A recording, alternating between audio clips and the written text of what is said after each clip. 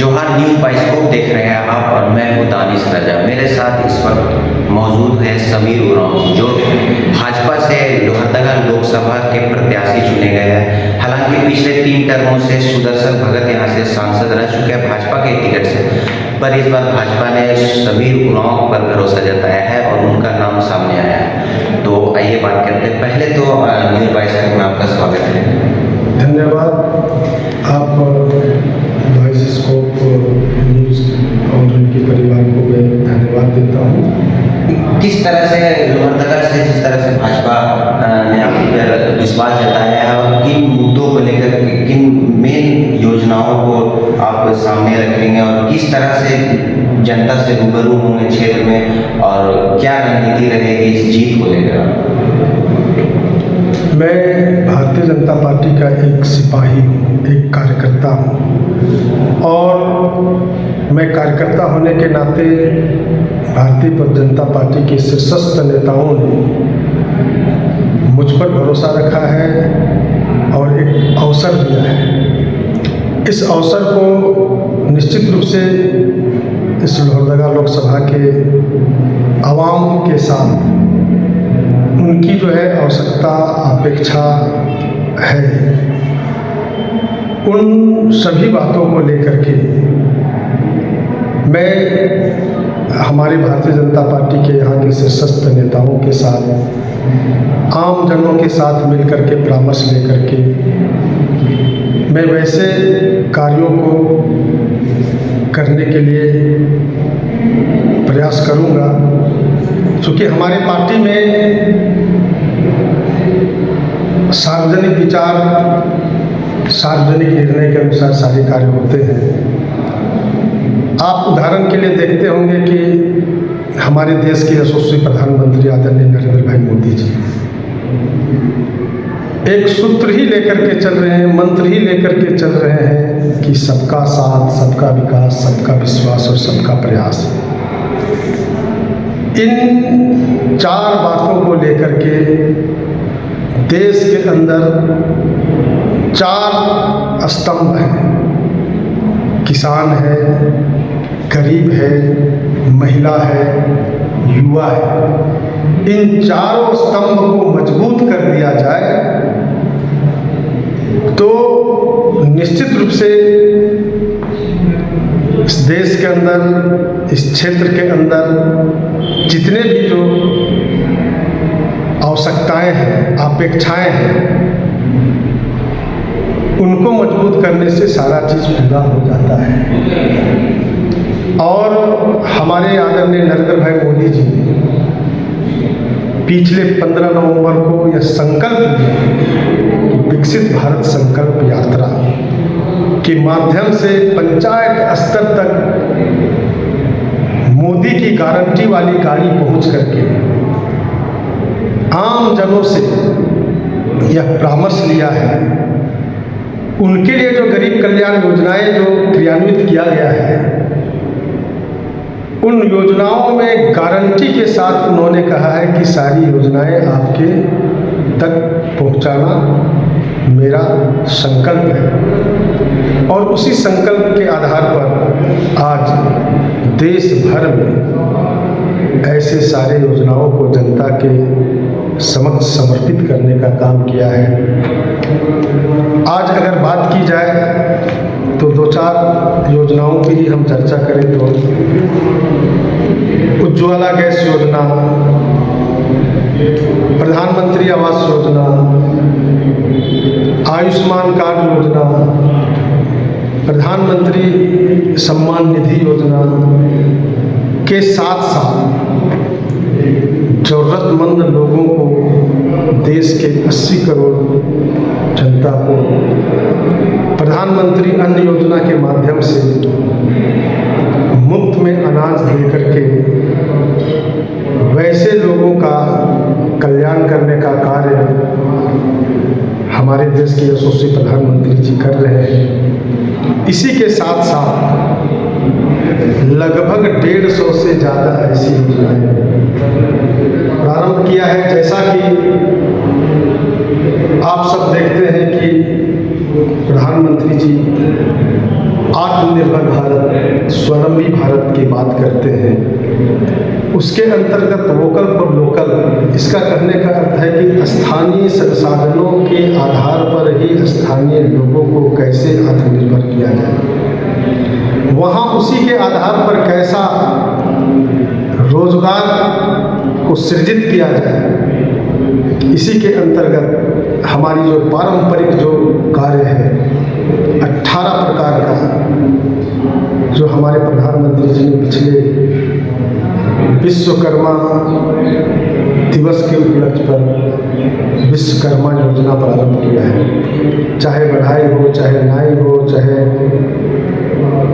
इस प्रकार के बहुत सारी योजनाएं हैं, कुम्हार का हो, लोहार का काम हो, तो इसको जो है विश्वकर्मा योजना के अंतर्गत उन लोगों को कैसे वित्तीय पोषण दे करके उनकी रोजगार को बढ़ाना और उत्पादन को भी बढ़ाना, ताकि उसके आधार पर वो आत्मनिर्भर हो सकता है और रोजगार युक्त हो सकता है और उत्पादन को भी बढ़ाएगा, उससे आर्थिक लाभ मिलेगा।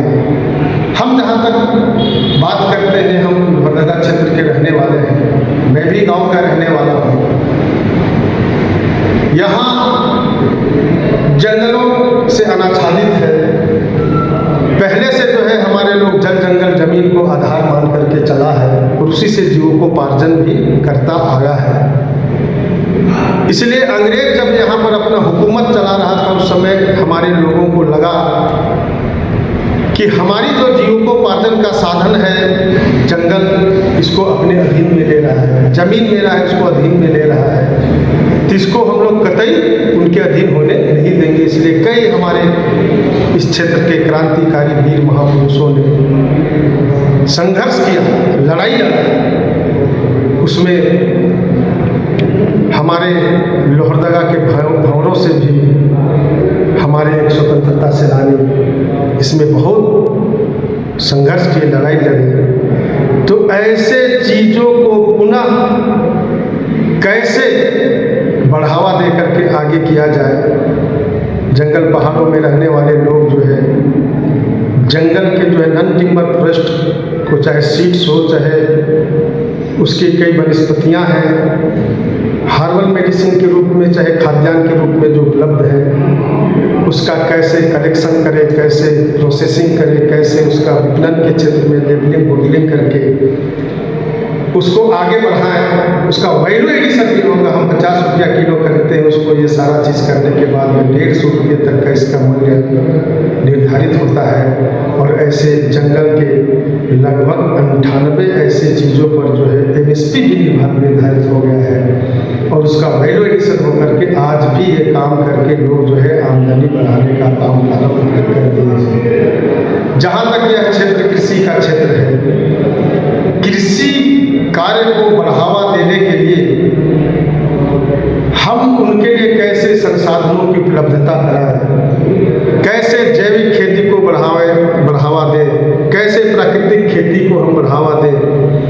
और उन्नत कृषि के क्षेत्र में भी उनको हम संसाधन उपलब्ध करा करके इनकी कृषि की उत्पादकता को बढ़ाएं और किसानों की आमदनी को बढ़ाने के लिए ऐसे योजनाओं को प्रधानमंत्री ने प्रारंभ किया है। उनके सिंचाई के लिए प्रधानमंत्री सिंचाई योजना भी प्रारंभ हुआ है। ऐसे सारे कार्यों को आज देश के यशस्वी प्रधानमंत्री जी देश के किसानों के लिए इस योजना को प्रारंभ किया है। ऐसे योजनाओं में हम लोग कैसे मोदी की गारंटी बन करके हम इस क्षेत्र के जनता के साथ हम काम करते हुए उनको आगे बढ़ाएं। यह योजना के साथ इस चुनाव में हम इस क्षेत्र के जनता के साथ, चाहे युवा हो, किसान हो, गरीब हो, महिलाएं हो, उनके बीच में हम सब काम करने वाले हैं। और मैं बताना चाहता हूं कि कांग्रेस आज़ादी के बाद 65 वर्षों तक लगातार शासन में रहा है। उन लोगों ने इस प्रकार से रचनात्मक बुनियादी विषयों पर कभी भी ध्यान नहीं दिया, बल्कि वो आप सब जानते हैं कि उनके नेताओं ने हमेशा अपना पेट और अपना झोली भरने का काम किया, जिसके कारण भ्रष्टाचार से लिप्त होकर के अकंठ डूबा हुआ, और वो केवल हमारे गांव के बीच में जा कर के गांव के लोगों को केवल फुसलाने के लिए, भरमाने के लिए, ठगने के लिए अपनी बात को कहा, गांव के लोगों की बात को कभी नहीं सुनने का काम किया। हमारा पार्टी और हमारे पार्टी के यशस्वी प्रधानमंत्री आदरणीय नरेंद्र भाई मोदी जी ने खुद गांव में जाकर के, हमारा कार्यकर्ता खुद गांव में जाकर के उनसे परामर्श लेकर के उस प्रकार की योजनाओं को प्रारंभ करने के लिए आगे बढ़ा है। मैं समझता हूं कि ऐसे बातों को इस क्षेत्र की जनता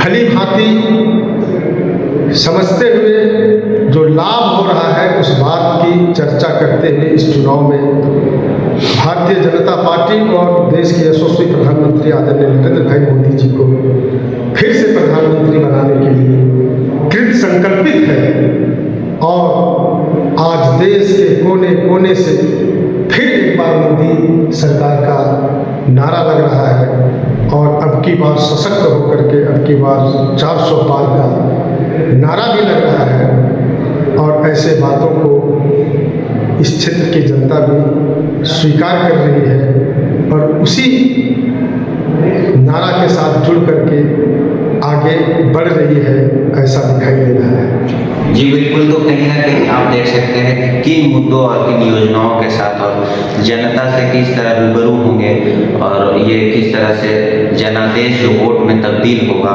उनके लिए कार्य करेंगे।